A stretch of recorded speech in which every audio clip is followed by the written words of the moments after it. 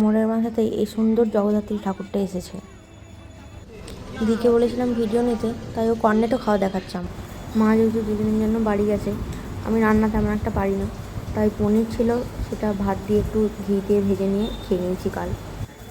মাও বাড়ি গেছে দুদিনের জন্য, দিদিরও সকালে ডিউটি আছে, ও চলে গেছে। খুবই বোর লাগছে ঘরে একা একা বসে। ডিউটি আছে যদিও, নাইট ডিউটি আজ থেকে শুরু।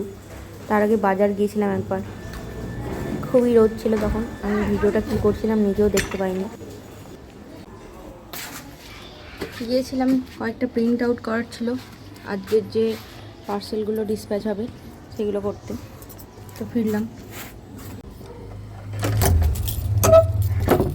মা অনেক দিন ধরে আপেলগুলো এনে রেখেছে, কিন্তু আমার আর খাওয়া হচ্ছে না, তাই আজকে একটু খেয়ে নিলাম, নাহলে মা মারবে।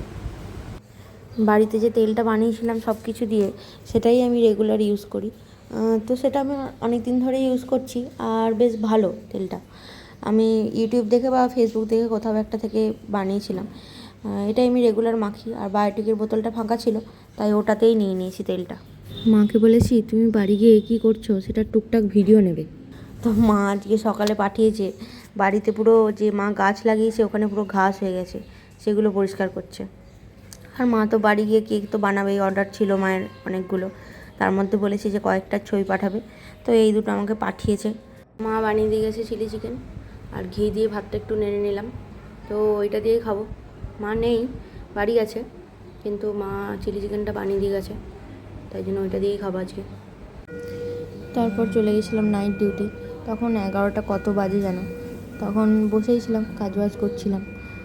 তারপর ফার্স্ট নাইট কমপ্লিট করে বাড়ি চলে আসলাম। টাটা।